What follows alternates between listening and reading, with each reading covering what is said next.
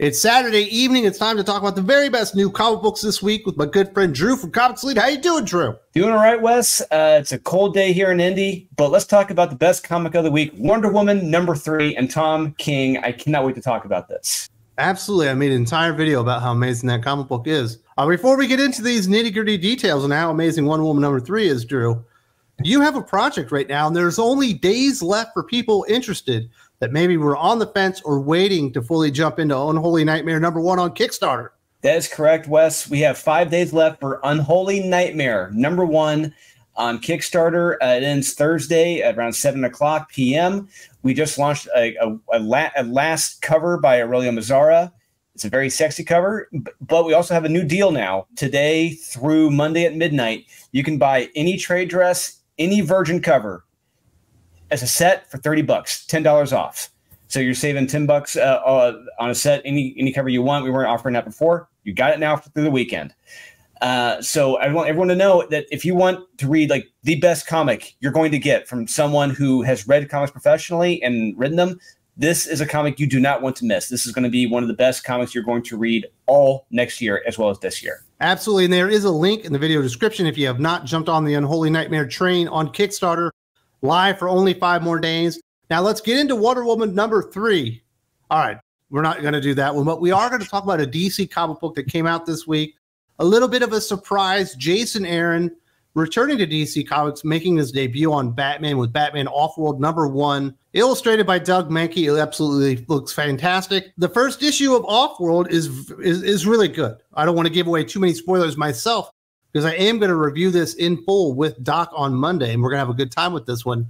And this is like Batman Year One in space, fighting aliens with the big twist in there. Does this portend good things for Jason Aaron at DC Comics? I guess is the big question. It is a big question, but like you, this was very much a surprise. Like I was kind of dreading this. Honestly, I didn't want to read this because, like I said, it's Jason Aaron. You never know what you're going to get with him. We saw that with Punisher. And I was very hesitant about reading this, but yeah, imagine my shock. This was a very fun first issue, but Jason Aaron, he does have a tendency to go very, very much off the border, driving off the cliff into a full-on fiery inferno in only a handful of issues. So we will see what happens by issue 3. But issue 1, yeah, this was a great first issue, great setup, great mystery with Batman being abducted, sent into space. It's kind of like Superman Exiled in a way, but where Batman is being thrust into like a warrior competition. But I love the fact how the warriors are like, he's a human. He's dressed up as like an animal. This guy isn't, there's nothing to be scared about of this guy. Nothing intimidating about him. So they got him on janitorial duty, which is great. You know, they don't like him. They don't think he's worth it. But there's also a female on the ship as well. She's one of Starfire's race. But I do like how she's set up in this first issue. It can very much go off the cliff in the next few issues with how she acts and how she treats Batman. But we will see what happens. So right now she's not a pill. She's actually a very good character. But yeah, I did enjoy this. There's some mysteries going on here, like how I'm going to talk about real quick how a mobster in Gotham City was able to contact this alien to kidnap Batman. That was my one. Huh? How does that work? An Irish mobster able to contact this alien in the middle of nowhere. But whatever. Hopefully they'll explain it. But it's a very fun issue. The art is fantastic. I truly love the art. Doug has not lost his touch in all these years. Please do check this out. This is arguably the best comic of the week. Jason Aaron is no longer Marvel Comics' problem. He said, I'm giving up Marvel Comics for a while. I don't think people realize this yet, but he's doing this Batman Offworld. He's going over to Action Comics to write a Bizarro story, but that is not the end. The way I understand it is Scott Snyder is going to be launching like this Ultimate line at DC Comics, along with Jason Aaron and I believe Al Ewing. I think Scott's going to be on the Ultimate Batman, whatever they call it. It's not going to be Ultimate, but that's kind of the concept behind it. Jason Aaron's going to be doing the Superman book in that universe, as well as Al Ewing on Wonder Woman. We'll see. Is he going to be a DC guy now? Do you think DC fans are going to feel the same way Marvel fans felt about him the last few years on Avengers and Punisher? They may, but what's beneficial to Jason Aaron this time is that it's an alternate timeline. It's not the actual continuity that he's going to be operating in. So he's free to do whatever the hell he wants. If he wants to make Superman a child molester, boom, there you go. You can have that. I don't think he's free to do that because I think Superman fans will still hate him Yeah, hopefully, yeah. they'll just make him into an angry alien man where he's destroying a city. They'll just have him do that. But I'm kidding. I don't know. But I think this is beneficial to Jason Aaron because he really does. He does a lot of damage to characters in current continuity. And being out of continuity, you can do as much damage as you want or have as much fun as you want telling a story. And I think this is good for everyone in the long run. We shall see, but that is what's coming up in the future. And that's why Jason Aaron is dipping his toe back into DC waters. We got Batman Offworld, a pleasant surprise. I'll have my full review with Doc on Monday. Now let's hit the indie comic books, and we had a couple there to recommend. First up, Void Rivals #6, Robert Kirkman, Matthias Lopes. This is a very interesting series. It started out basically as Enemy Mine. Then we introduced the Transformers and made that connection in the Energon universe. And it's finally really found its own distinct voice, I think, really in this issue, as we have the two main characters finally back together again, bickering a little bit, and they're about to get captured, and they go somewhere that they're not supposed to go. It's called the Wasteland, and they're assumed dead as soon as they go over this wall. And I imagine we're going to be seeing these characters doing something more akin to the things happening outside of Mega City 1 or whatever. So I'm pretty excited for it. I thought this was a good issue, very fun stuff, and Matthias Lopes' art is definitely growing on me. Yeah, I actually, like I said, I love how this story is changing, and this one is turning into they have a mission, they have a goal in this. You know, they have to deliver something to another planet, and we're hoping that they don't get caught. And by this issue, we're really seeing the politics behind the scenes between both of their different races and how they've been at war with one another. And we have learned that this secret message they have to take, it could really change things for both the races. Now, if you know anything about politics, some governments benefit on chaos. Some governments benefit with people being at war with one another as opposed to coming together. So there may or may not be someone who doesn't want this piece of information to get to where it needs to go to create peace. Let's just say he may benefit off war. And I do like where it's going. A great mystery. Hopefully should be a great big payoff coming up soon. And I love how we got, like I said, the Transformer element in here. We got the Quintessons involved. It's great seeing them. I'm very curious to see what happens next because there's some names dropped. I'm very curious. Like, what does that mean? It's going to be very curious. It'll be very, very interesting. I'm with you, man. There was a name at the very end of it, and I was like, whoa, is that a Decepticon or an Autobot? I don't remember. I had to Google it, and it wasn't. Yeah, me too. Like, okay, this is original. Yeah, me too. I thought it was like something I didn't know about. I'm like, oh, okay, it's going to be something new. Let's see what happens. Now, another comic book that we're going to recommend, Gunslinger Spawn 26, Todd McFarlane, Dexter Soy. Brett Booth illustrated the first couple years worth of this series. Dexter Soy has came on as of late as a new artist. And this is basically the best work of Dexter Soy's life. I've always liked him as an artist. He was always very clean. He had a very distinct style about him, but it feels like he's taking it to the next level. And this particular comic book, especially like the devil spawn horse thing in this bad boy. Oh my God. Yeah. Like you said, Dexter Soy, we've seen his artwork for years now, but like you said, this is the best work of his career, bar none. And one thing I have said this since the very beginning, I will say it now.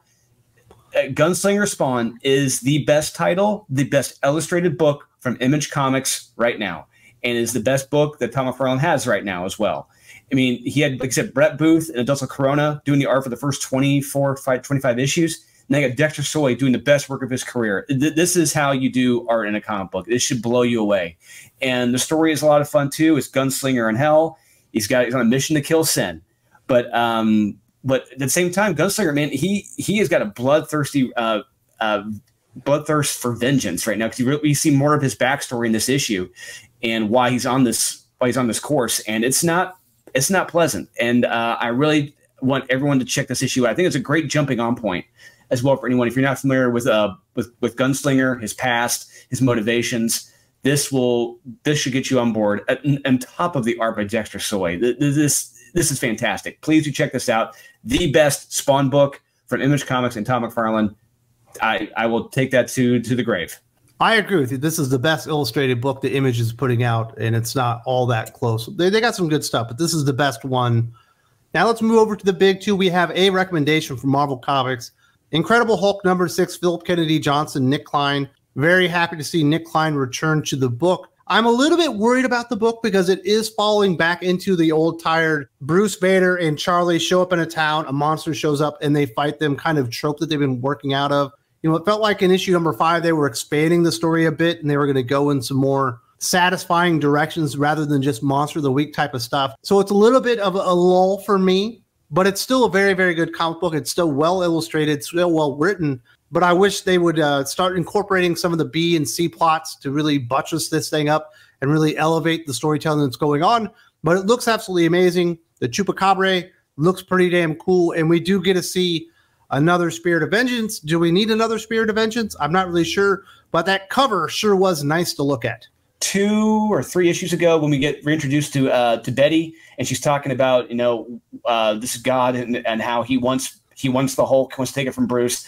Great setup. And it's like, oh my God, this is going to be awesome. But then after that, it just really feels like we're really coming back down and lowering my expectations by doing these, like you said, Monster of the Week. And it's like, I don't really want this after what we got promised 2 issues ago with Betty and like this God, he wants the Hulk, which is taken from Bruce, give him a whole new life. Like, this is awesome. But it's like, this isn't what I want, but it's still fine. It's good. Art is terrific by Nick Klein. There's another terrific transformation scene in this from Bruce into the Hulk. I love it. I know we've gotten to see it before. It can seem as redundant, but it doesn't get old. I love seeing that. It's a way of transforming that we haven't really seen that much before. And I dig it. Nick Klein's a very talented artist. And like you said, another Ghost Rider. Do we really need another one? We got like, what, a baker's dozen now at this point? It's ridiculous. Let's just get back to one. But it's still a fun issue regardless, and arguably the best from Marvel Comics this week, which really, sadly, isn't saying a lot.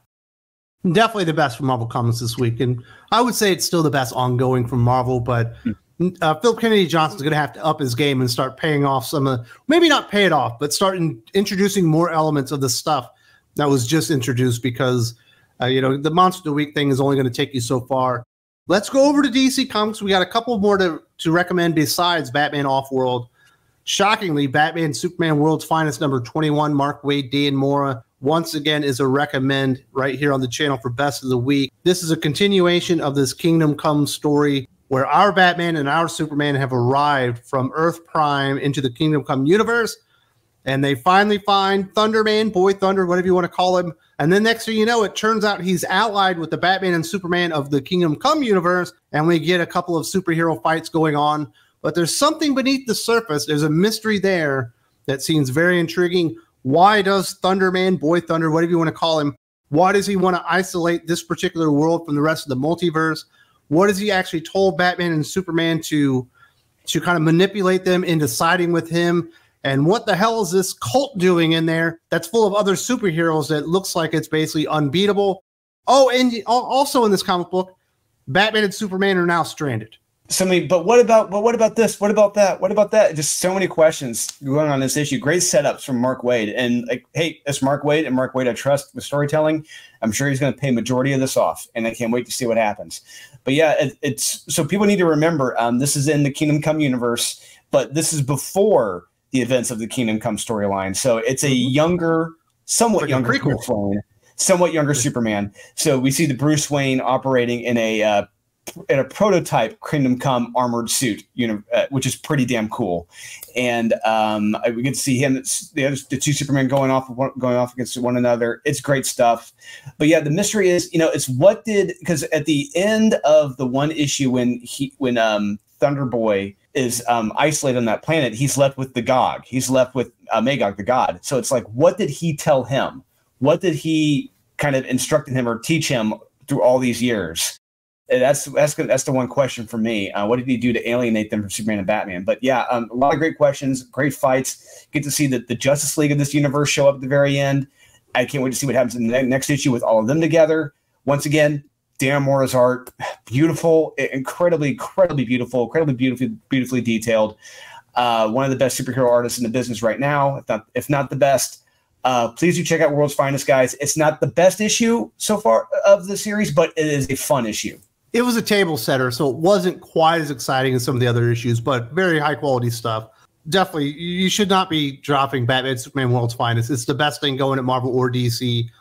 Our final recommendation from DC Comics, Garrick The Flash #2. Jeremy Adams, Diego Orlatugi. We got the really cool art by Diego that's very manga inspired, especially when you see the younger version of Jay Garrick. His face is very vibrant and full of life. Definitely feels like colored manga, and I think that's what they were going through here. Now, we do get a lot of Jay Garrick as an older man with his wife. They almost look like grandparents to Judy Garrick, even though that's their daughter, because they lost her for 60 years. And all these memories are flooding back into the head of Jay Garrick the Flash, and he's starting to realize all the things that he lost. And also, there's a cybernetic bear in this comic book, and he might show up a couple of times, but we are focusing on Judy and her coming to grips with what happened and becoming a kid again, getting to go out to the mall for the first time, hanging out with girls her own age. Jay Garrick definitely feels a lot of guilt about what happened, the fact that he lost her and he doesn't remember, and he's having a hard time letting go and not watching over. Just a really good, wholesome, family-friendly entertainment here that you don't get from Marvel or DC almost at all anymore, and definitely recommend it. Yeah, and you know, when I was reading this issue, it really reminded me of Mark Waid's run on The Flash. I'm going to drop Mark Waid's name again. Mark Waid wrote The Flash for several years. It was fantastic. If you haven't read it, I suggest everyone please to go to your local comic book shop or Amazon and buy those issues. They are fantastic. Buy the trade paperbacks. But he really focused on the family, how close they were as a family. And this issue, I really felt that. We really see that with Jay Garrick and the daughter, and Jay really trying to come to grips with all these memories flooding back into his mind. And he's a father now, and he's overly concerned. He's like the helicopter parent in a ways, you know, when she wants to go off to the mall with some friends with a Stargirl, he's just like, I don't know, I can't let her go. And we see Jay, we see his leg thumping because he's nervous, he's scared, because he doesn't want to lose her again, because he's lost her all these years and he's got her back. And we see he's actually a concerned father, concerned parent, but and he may or may not kind of screw things, kind of sort of maybe interfere with things a little bit later on in the issue. But it's a very fun issue because we see the daughter being a teenage girl in the mall having fun with Stargirl. We see Jay being an overly concerned parent. It's great stuff. Very, very great stuff. And it's all told naturally. It feels great. It feels like it belonged, and it fits very well.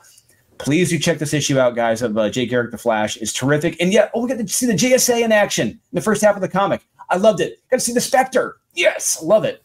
A lot of good stuff in that one. So that's definitely, if you got kids and you want to read a comic book with them, go check out Jay Garrick the Flash. I guess it's replaced Strange Academy. There's just not a lot of stuff out there for kids. If you're looking for something that isn't kid-friendly, but is absolutely amazing and very scary, you've only got 5 days left. There is a link in the video description to the Kickstarter for Unholy Nightmare #1, written by Dolan, a.k.a. Drew, the guy right next to me. Oh, my goodness, my fingers all over the place. Yeah, and I've told people, people have asked me, what's the rating on this? I would think if you were a teenager, like 13, at least 13 or 14, you would be able to enjoy this. It very much reminds me of my age when I was reading Image comics back in the day. I think any teenager would enjoy this to an adult, because there's a lot of superhero horror, action, drama. You guys, everyone's going to love this.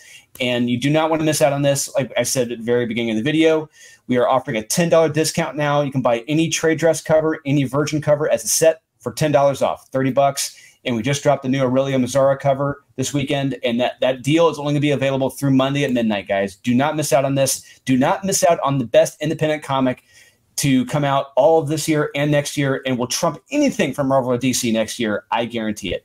And do not miss out on More Thinking Critical. This does not have to be the end of the road. This does not have to be the end of your day here with me as we're talking comic books and all that kind of fun geek stuff out there. I made a ton of videos. You've watched some videos, and YouTube has figured out what you like to watch. And based on what I've created, they've decided this is the video I made directly for you. This is the one you need to check out right now. Do not stop. Do not collect $200. Just keep going, baby. That's what I'm talking about.